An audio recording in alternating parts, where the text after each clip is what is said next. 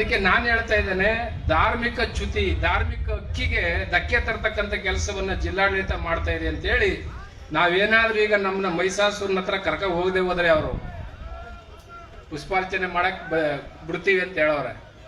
ಈಗ ನಮ್ಗೆ ಪುಷ್ಪಾರ್ಚನೆಗೆ ಅವ್ರು ಕರ್ಕೊಂಡು ಹೋಗ್ಲಿಲ್ಲ ಅಂದ್ರೆ ಗ್ಯಾರಂಟಿ DC ಮೇಲೆ, ಕಮಿಷನರ್ ಮೇಲೆ ಧಾರ್ಮಿಕ ಹಕ್ಕ ಚ್ಯುತಿ ಮಾಡಿದ್ದಾರೆ ಅಂತೇಳಿ ಅವ್ರ ಮೇಲೆ ಕೇಸ್ ಹಾಕ್ಲೇಬೇಕಾಯ್ತದ ನಾವು.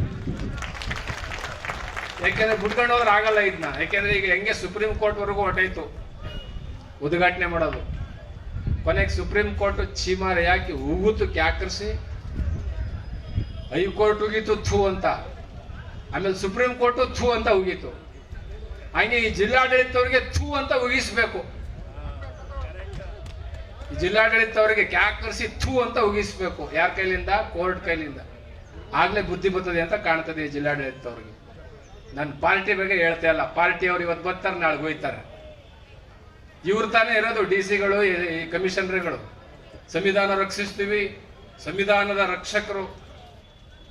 ಈ ಸಂವಿಧಾನ ರಕ್ಷಣೆ ಮಾಡೋರು ಮಾಡ್ರಪ್ಪ, ನಡ್ರಿ, ಬರ್ತೀವಿ. ಇಂಥ ಇಬ್ಬಂದಿತನ. ಅದಕ್ಕೆ ನಾನು ಕಮಿಷನರ್ ಅವರಿಗೆ ಹೇಳಿದ್ದೀವಿ, ನಮ್ಮನ್ನ ನೀವು ಬಿಡಿ ಅಂತ ಹೇಳಿದ್ದೀವಿ, ಅದು ಕರ್ಕೊಂಡು ಹೋಗ್ತೀವಿ ಅಂತ ಹೇಳೋರೆ. ಅದೇನು ಕತ್ಲೆ ಗಿತ್ಲೆ ಮಾಡ್ಕ ಕರ್ಕೊ ಹೋಗಂಗಿಲ್ಲ, ಈಗಲೇ ಕರ್ಕೊ ಹೋಗ್ಬೇಕು. ಅದ್ಯಾವ ಅಂಥದ್ದು ಯಾಕೆ ಬೇಕು? ಆ ಕತ್ಲೆಲಿ ಹೋಗಿ ಮೈಸಾಸುರನು ಕಾಣಲ್ಲ, ನಾವು ಕಾಣಲ್ಲ. ಲೈಟ್ಗಳನ್ನೆಲ್ಲ ಆಫ್ ಮಾಡ್ಬಿಟ್ರೆ ಕಣ್ರಿ. ಹೋದ್ ಸರಿ ಎಲ್ಲ ಲೈಟ್ನು ಆಫ್ ಮಾಡ್ಬಿಟ್ಟವ್ರು. ಚಾಮುಂಡಿ ಬೆಟ್ಟದ ಲೈಟೆಲ್ಲ ಆಫ್ ಮಾಡ್ಬಿಟ್ಟವ್ರು. ಆಮೇಲೆ ಇದ್ಯಾವ ರೋಡ್ ಕರ್ಕೊ ಹೋಯ್ತಾರಪ್ಪ ಅಂದ್ರೆ ನಮ್ಗೆ ಈ ರೋಡಲ್ಲಿ ಕರ್ಕೊಂಡು ಹೋಗಿಲ್ಲ, ಅದೆಲ್ಲ ಹಿಂದುಗಡೆ ಕರ್ಕೊ ಬಂದವ್ರು.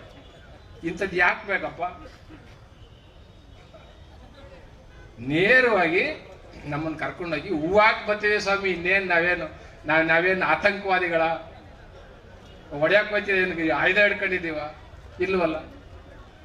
ಅದಕ್ಕೆ ಸರಳವಾಗಿ ಹೇಳ್ತಾ ಇದ್ದೀವಿ, ಸಾಮಾಜಿಕ ನ್ಯಾಯದ ಬಗ್ಗೆ ಮಾತಾಡ್ತಕ್ಕಂಥ ಸರ್ಕಾರದವರು ಏನೋ ಮಾಡ್ತಾವ್ರಪ್ಪ. ಮೈಸಾಸುರಂದು ಮಾಡ್ಲಿ ಬಿಡ್ರಯ್ಯ, ಅವರೊಂದಿನ ಮಾಡ್ಲಿ ಅಂತ ಹೇಳ್ಬೇಕು ತಾನೆ. ಅವ್ರಿಗೂ ಭಯ ಓಟೊಂದು. ರಾಜಕಾರಣಿಗಳಿಗೆಲ್ಲ ಭಯ ಇರೋದು ಯಾವುದು?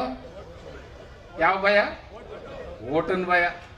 ಓಟ್ ಇಲ್ಲ ಅಂದ್ರೆ ನೋಟ್ ಇಲ್ಲ, ನೋಟ್ ಇಲ್ಲ ಅಂದ್ರೆ ಸೀಟ್ ಇಲ್ಲ, ಸೀಟ್ ಇಲ್ಲ ಅಂದ್ರೆ ಬೂಟ್ ಇಲ್ಲ.